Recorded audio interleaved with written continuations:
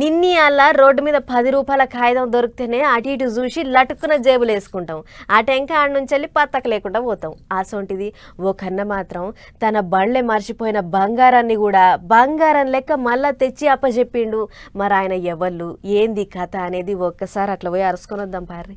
పోలీసులు షాలో కప్పి షెబ్బాష్ తమ్ముడని తారీఫు చేస్తున్న ఈ అన్నం చూస్తురు కదా, గీరనేగాట ఇవ్వరు. పేరు చంద్రశేఖర్. ముచ్చటేందంటే నంద్యాల కేజీ సుబ్రహ్మణ్యం లక్ష్మణకి ఇద్దరాలు మొగలు వాళ్ళ కొడుకుతోని కూడి అనంతపురంలో ఓ పెళ్లికి హాజరు పడ్డరు. అయితే వస్తోస్తా తాడిపత్తిలున్న బిడ్డకాడి పోదామని అన్న ఆటో మాట్లాడుకున్నారట. కానీ తీర పోయినాక దిగేటప్పుడు బిడ్డను చూసిన మురిపంలో సుట్ కేసును ఆటోలో మర్చిపోయారు. అటు అన్న సూత బండిలో సుట్ కేసు ఉందన్న ముచ్చట చూసుకోకుండా కొంత దూరం పోయినట. ఇగే ఉంది ఇటు సొమ్ములు పోయినాయని ఇంటోళ్ళంతా దేవులాడుతుంటే అటు ఆటో డ్రైవర్ చంద్రశేఖర్ అన్న వాళ్ళు దిగిన తావులో కురుకొచ్చారు. మళ్ళా దిగిన ఎటో పోయిరు ఎక్కడ ఉంటారు అని చెప్పేసి ఎంత ఎంకులైన సుతా వాళ్ళ జాడ కనబల్లే. ఇగే ఉంది వాళ్ళ కష్టం నాకెందుకు అనుకొని సీదా ఉంచబోయి అనంతపురం 1 టౌన్ పోలీస్ స్టేషన్ అప్పచెప్పిండు.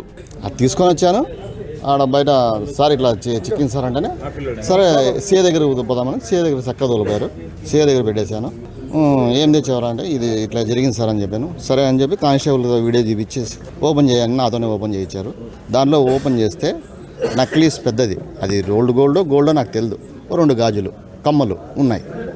నాకేం తెలుసు ఏమో సార్ అండి ఏమో లేరా మనకేం తెలియదు అవన్నీ ఎట్లా పెట్టేసి తర్వాత చూద్దాంలే అని చెప్పి ఆవిడ పెట్టేసి వెళ్ళిపోయారు. అదన్నట్లు ఇక సొమ్ములు పొడగొట్టుకున్న వాళ్ళకి ఫోన్ కొట్టి స్టేషన్ పిలిచిరు పోలీసులు. అవి చూపించి మీవేనమ్మా ఈ సుట్ కేసు సొమ్ములు అని అంటే హౌసారు మాయ అని తీసుకురు వాళ్ళు. అటు వెనుక కస్టమర్ల సొమ్ముకు ఆశపడకుండా గింత నియత చూపించడం నిజాయితీ ఇంకా బతికే ఉందని వాళ్ళతో పాటు పోలీసులు సుతా అన్నను మస్తు మెచ్చుకుర్రు. చాలువ కప్పి భుజం తట్టిర్రు.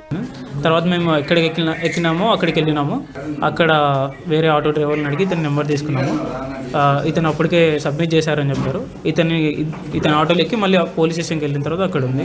థ్యాంక్స్ అతనికి, చాలా థ్యాంక్స్. మొత్తానికి పోయినాయి అనుకున్న సొమ్ములు మళ్ళా దక్కినాయి అన్నట్లు 12 తులాల బంగారు సొమ్ములు అడగవి. కానీ ఈ చంద్రశేఖర్ అన్న కాకుండా ఇంకోలు అయితే ఏహే ఇక జాల్పా ఇవాళ పండుగ పండేది అని అనుకుంటోళ్ళు. కానీ అన్న మాత్రం అట్లా కాకుండా నియతగా పనిచేసి డ్రైవర్ అంటే గిట్లుండాలి అని చూపించుడు అని అనుకుంటారు ఈ ముచ్చట చూసిన జనాలు.